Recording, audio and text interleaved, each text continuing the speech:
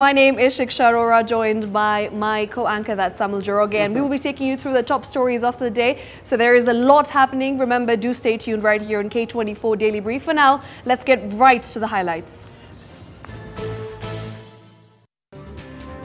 Yes, it is back to school for learners in primary and secondary schools, as well as government colleges as the third term kicks off. Hundreds of families abandon their homes in droves as the second phase of evictions from the Mau forest gets underway. And a 30-day exercise to mop up individuals who are yet to register for Huduma number kicks off countrywide. Right, of course, so we'll be taking you through the day's diary, what to expect today, what has been trending, and of course, what is making news these past few hours. And starting you off, where a search and rescue mission is currently ongoing at the Hell's Gate Gorge in Naivasha, where 7 people died yesterday, with 1 tourist still missing following flash floods. The exercise is being led by KWS officials who managed to retrieve the 2 bodies yesterday.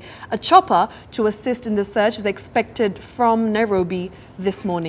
And also happening today is that learners countrywide returned to schools this morning for the third and final term of 2019. The reopening was delayed for a week to accommodate the National Population and Housing Census, which ended on Saturday. It is a crucial term for KCPE and KCSE candidates who will be sitting their national exams starting October. All right, and of course, as Mau evictions begin, Rift Valley Regional County Commander George Natembeya and other officials will this morning brief President Uhuru Kenyatta on the planned eviction of settlers from the Mau forest. The exercise will kick off any time this week once the president gives the go-ahead. And also happening this month is that a 30-day exercise to mop up individuals who missed out on the mass Huduma number registration kicks off today. The exercise is being led by the respective deputy county commissioners. It is, however, still not clear what this program, which has not been given much publicity, will entail. We will try to find out more info on the same during the course of this show. All right, and it promises to be a busy day within the corridors of justice today. Sarah Kamotho, wife to missing Dutch tycoon Top Cohen, will be arraigned at the Kiambu Law Courts. Ms. Kamotho was picked up at her Kitusuru home Wednesday evening and detained at Muthaiga Police Station, and she is likely to face charges related to the disappearance of her 71-year-old millionaire husband, who has not been seen since July. And still from the courts, the divorce case pitting Meru Senator Mithika Linturi and former Chief of Staff at the Deputy President's Office, Miriam Keitani, continues to be heard today. Senator Linturi is expected to take the stand and make submissions. Keitani has been on the stand for the last 3 court sessions. And the tax evasion case still at the Milimani Law Courts. Keroche Industries directors Tabitha Karanja and Joseph Karanja will be appearing before Chief Magistrate Martha Mutuku on tax evasion charges. The Karanjas have been accused of failing to pay VAT and excise duty on select Keroche products between 2015 and 2019, amounting to more than 14 billion shillings. Absolutely. The hashtag is the Daily Brief, or K24 Daily Brief, at K24 TV, at Sam W. Njoroge, and at Shiksha Aroro engages. Let us know what you think about the stories that we shall be running by you today, and your feedback will form part and parcel of the script for this live show. It's also proper to acknowledge our sign language interpreter for this hour, who is Mothoni Wagaki. And remember, you can also text us on 21222, and of course that is how you're going to be reaching us on our social media handles. So at K24 TV is the Facebook as well as Twitter handle. Remember,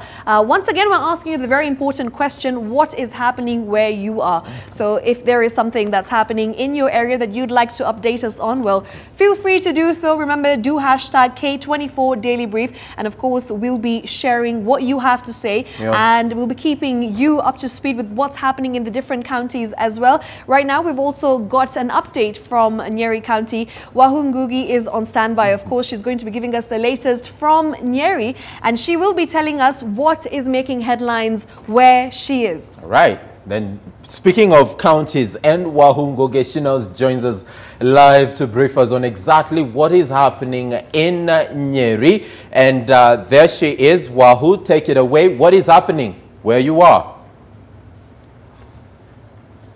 Well, good morning, and Nyeri County is sunny and everything is okay.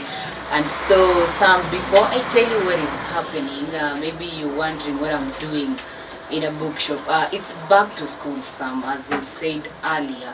Today and tomorrow, this is what is happening countrywide. Students are going back to school for the KCSE and KCTE consecutively. And so, Sam, I'm in Kimji bookshop in Nyeri County, which happens to be the oldest bookshop in Central Region. And in Kenya, it's the third oldest bookshop. So Sam, I'm joined by Kilan.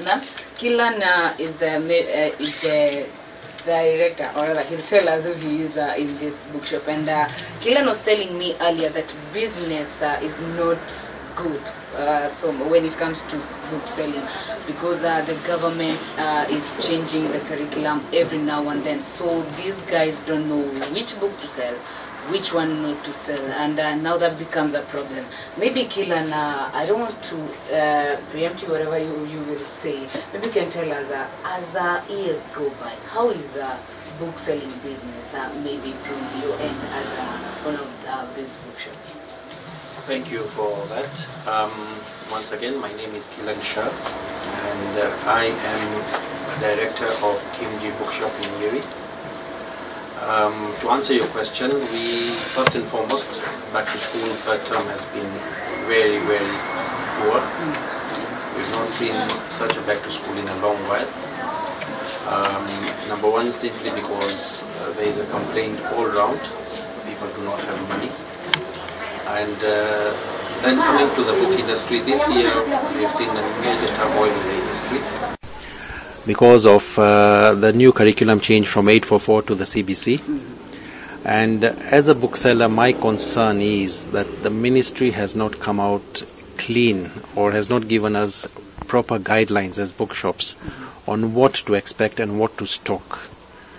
And thus the confusion in the market with the parents and with the stakeholders, because we as booksellers are scared of stocking books simply because we do not know whether they will be used the following year or not. Right now we are trying to look at grade 3 and class 4, which turns to grade 4 next year. And this has an effect on parents in those classes because they do not know what to buy or what to expect. And as booksellers, we will not stock books that may become obsolete in the long run. So we are hoping that we'll be given clear and cemented guidelines on this is the position and this is what we are going to follow, so that we continue doing what we do best, and that is educating our children and providing the right services to the Mwananchi. And maybe Kilan, the last question before I let you go. The fact that there's no flow of money in the country is affecting not only the booksellers but even the parents. Maybe those that have their children in private school, is the situation different from the public schools? I think it is not any different. I had a discussion this morning with one of the directors of a private school, and they are also complaining that they have not been paid money which is in arrears from last term. So generally the situation on the economy is quite low when it comes to all areas right now. We are hoping that this will turn around and will change for the better. Sure. Thank you very much, Kilan. So some you've heard from Kilan, and the situation is worsening every day. And as we're still there on back to school, some parents and students in Mukurweini wamekata kurudi shule. Why? Because the land that the school is located at right now, it's on the verge of being, or rather it's being grabbed by somebody. So I'll be there in some few minutes and listening to what they say. And then Nyeri County today, we have a lot, apart from Mokorone and back to school issues. We still get to know what the residents, or rather the residents of Nyeri County say now that their back to school is here. How prepared are they? And maybe if I'll get to get some teachers, will still get to listening to what they have to say. Then we still have some activists in Nyeri County who want to address the issue of tax paying. We'll still listening to what they have to say. So some from Nyeri County, from me and Kilan, who happens to be Shiksha, one of Shiksha's brothers. We take it back to studio. We'll catch up. Thank you so much, Njoroge, for that particular update live from Nyeri County. Shiksha is right here with us. She will confirm whether or not that was her brother. But indeed, as Wahoo says, it will be quite an eventful day today, not only in Nyeri, but across the country, as the students prepare to go back to school for the third and final term of the year 2019. I can confirm that I have no brothers in Nyeri. All right. Moving on, of course, we'll be catching up with our reporters who are based in different parts of the country. We've got K24, who is in Nakuru, and he's going to be giving us the latest regarding what is happening where he is. Remember, today is a crucial day as Rift Valley Regional County Commander George Natembeya is also going to be briefing President Uhuru Kenyatta for the ongoing phase 2 of Mau evictions. He'll be telling him the plan, the way forward. So, K24, what exactly is happening from your end where you are? Shiksha, Aroro, a lot is happening down here in the capital city of Rift Valley. That is in Nakuru County, or county number 032. And we are coming to you live from the CBD of Nakuru County. And as from Saturday, a lot has been happening where we lost 6 lives in an accident at Kinungi, whereby a matatu lost control and rammed a lorry, causing the death of the 6 people. And as by yesterday, we were informed by the Kenya Wildlife Service that 6 other people had been carried away by flash floods in Hell's Gate when they were just visiting, or they were touring the gorges inside the Hell's Gate. And currently we have been informed, we have been briefed by the officials that 6 out of the 7 bodies have been retrieved from the gorges, and rescue missions and also the search for the other people who were in the gorges is going on. And also we are informed that the rescue mission is still going on, but the Kenya Tourism Board has closed officially the Hell's Gate gorges.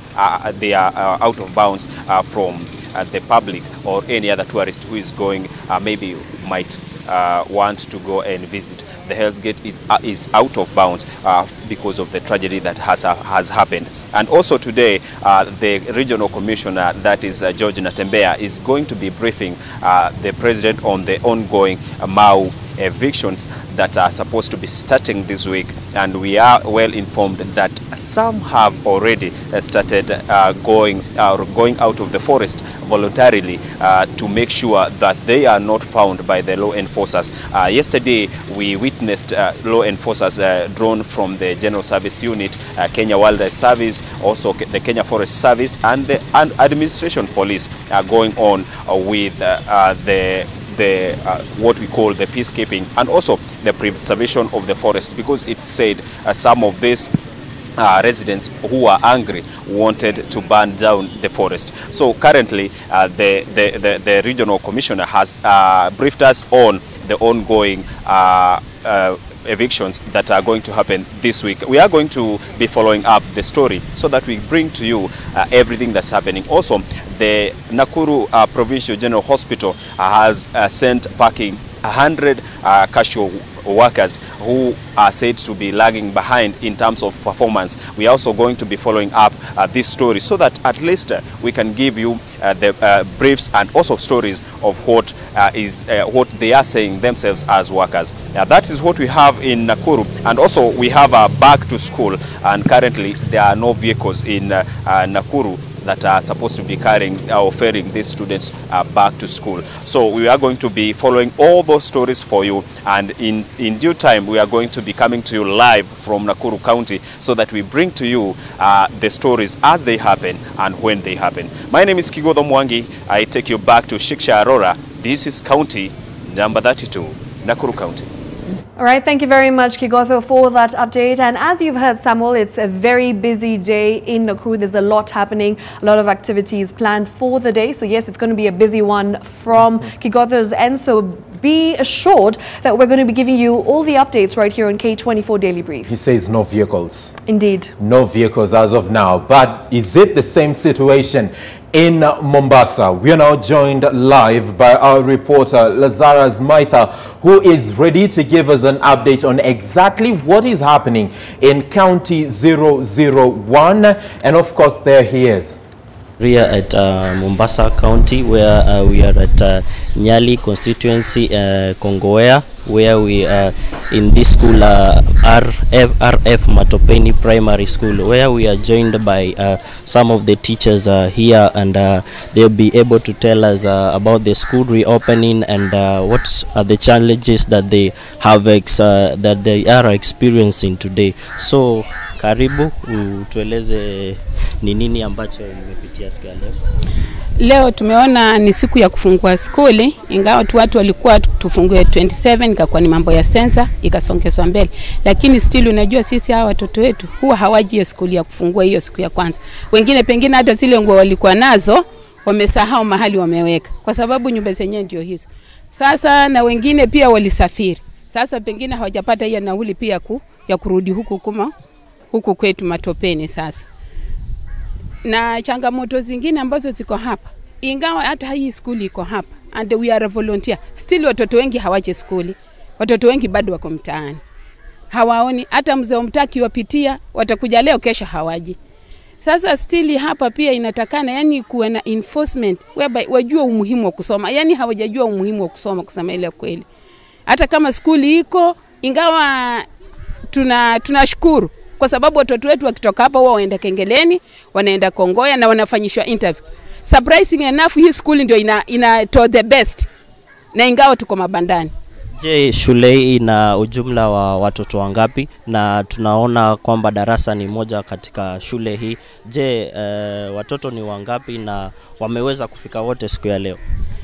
Kama leo wamefika tu just a quarter kwa sababu tuko 120. Wamefika tu a quarter. Lakini kufikia kesho by Friday watakuwa wako full, hata huna mahali pa kukaa. Pale ndani nina 3 classes. Kuna standard 3, kuna standard 2 and then I have play group. Kule na hapa nje madam ana klasi 2. Ana standard 2 na ana pia play group outside. Je, ni jambo gani mngependa serikali ya county maybe iwafanyie ili shule hii iweze kuendelea? Sisi tunapenda hii county government mradi wanafadhili wale watoto wengine katika hizi skuli zingine, pia hani watoto wao pia waangalie, kwa sababu sasa hii ulimwengu tuko sasa, watoto paka sasa wanakaa chini na sisi tunasema tunaenda mbele, itakuwa sivyo. Kwa hivyo hata kama ni happy watakana pia watutie tu kama watoto wengine. Kama certificate, we have certificate ya kujulikana kama sisi ni walimu. Kwa hivyo waangalie hawa watoto kama watoto wengine, wasiwache hivi. Thank you so much. We have been able to hear from one of the teachers in this school, and maybe we can talk to another teacher and tell us more what they have about this. Penda uanze kwa majina, utueleze kuhusu shule hii na ni jambo gani maybe mngependa watoto hawa waweze kufanyiwa ili tuone hali yao iweze kuendelea vilivyo. Kwa majina naitwa Aroro Wangeshi, na ningependa tuinuliwe na kujengewa hata kama ni darasa moja hapa nje. Hata kama ni darasa moja hapa nje tujengewe, tuongezewe, sababu hapa tuonyesewa sana, jua ratupiga sana, na tungefaa hata county tusaidie. Hata sisi tunajivolunteer hapa kusema ule ukweli, hata kama ni watu chukulie tu, hata kama ni mwalimu mmoja ndio itakuwa iko na afadhali, hata kulipa hapa ni shida. Sasa mimi ningeomba tu hata kama ni kujengewa tujengewe na walimu ishara na kidogo pia government tusaidie, sababu inasaidia wale wengine na vitabu. Hata hao watoto wanapata, tutapata changamoto, hawaja kula. Wengine tunajaribu hata kufundisha inasindikana, wengine wako nje, huku nje wanakunja, tunawaambia hatuna nafasi ya kuwaweka. Kwa hivyo tungeongezewa darasa ingekuwa na afadhali. Hao watoto wanaenea huku kwa mtaa, na unajua hapa ni sokoni. Tukiongeza hiyo darasa hata wao watafaa kuingia kwenye masomo. Sababu tukisoma wote hatutakuwa na mambo mengi huku yafanyika. Sababu huku mpaka wizi huko ni mwingi. Sababu watoto wengi hawasomi na ni darasa hakuna. Kusema ule ukweli. Okay, thank you so much. We have been able to hear from the teacher in in this school, and whatever they are saying is that they want the government and to at least take over this school and be able to facilitate them with good facilities, be it books and more classrooms, so that the students here may get what they deserve. And from here, we don't have much. Back to you in studio. All right, of course, that is our reporter Lazarus is giving us the latest from his end. And Samuel, it is quite unfortunate to see that these students are actually studying in broad daylight. You know, it reminds me of back in the day, in the yesteryears, when this would be the norm. But really, at the moment, with the current weather situations, it seems like it is very tragic to see. And of course, they've also requested the county government to intervene and facilitate for the building of classes, especially for these young students, because they at the moment are saturated. They do not have enough capacity to accommodate for more students. And actually, you know, when I look at the caliber of students or pupils who are seated outside, right, it appears to me like they're in the lower classes, most probably even ECD, early childhood development. So it is important, this having been a devolved function that is ECD, it would be important for the county government to actually give direction on this. And even as government rolls out CBC, the question about infrastructure needs to be addressed once and for all. But that is not the only thing that is happening today. Sarah Kamotho, wife to missing Dutch tycoon, that is Top Cohen, has already been arraigned at Kiambu Law Courts and would like to cross over to the courts right now and listen in to what is happening right about now.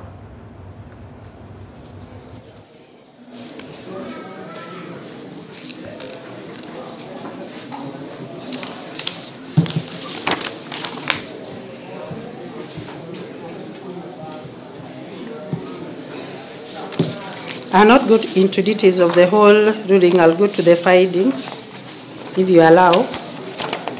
Do you allow that, or I read everything? It doesn't seem to be very long.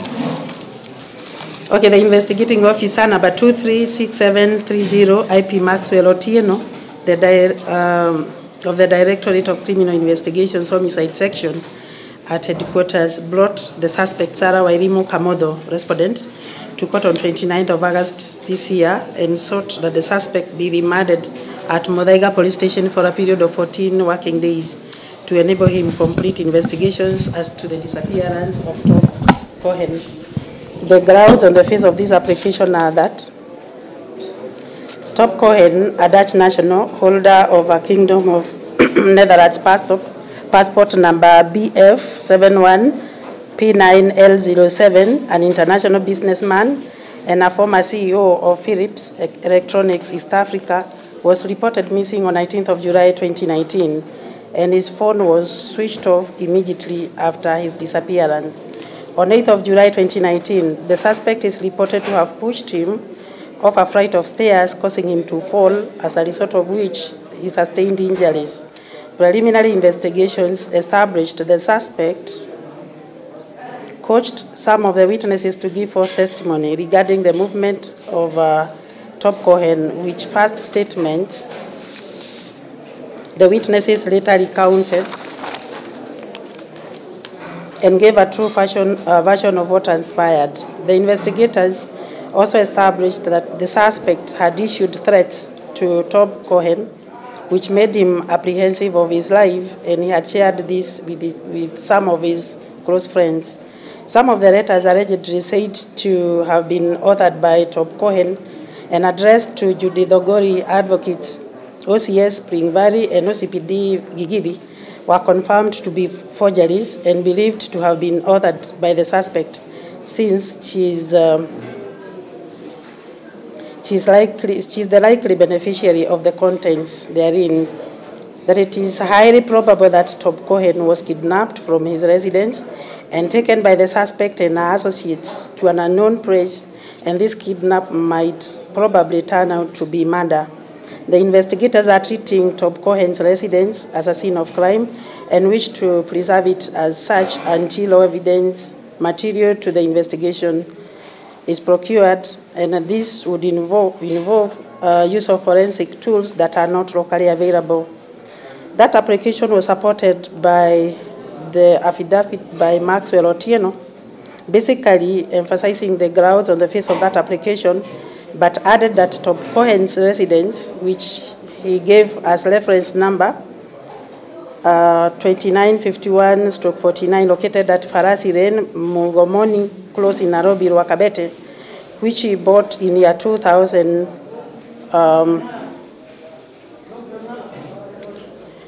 Let me repeat that. That Top Cohen's residence is the land reference number LR 2951/449, located at Farasi Lane, Mugomoni, close in Nairobi, Rwakabete, which he bought in year 2000 and lived with the suspect since he married her on 30th of May 2007. The two never had any children, and their marriage had limited peace, and this led to Top Cohen to file a divorce cause number 35 of 2019. That is what is happening currently at the Kiambu Law Courts. Sarah Kamotho, the wife to missing Dutch tycoon, that is Top Cohen, right there in court this morning. And of course, we'll be bringing you up to speed with other court cases as well, right here on K24 Daily Brief. Remember, the question is, what is happening where you are? So interact with us. Tell us what's happening where you are in your neighborhood. If there is a story that, of course, has been making headlines and you think we need to know about it in your neighborhood, it could be something that has happened right now. We would love to hear from you. Hashtag K24 Daily Brief. And of course, find us on our social media handles. That's at K24 TV. For now, we'll be right back after this short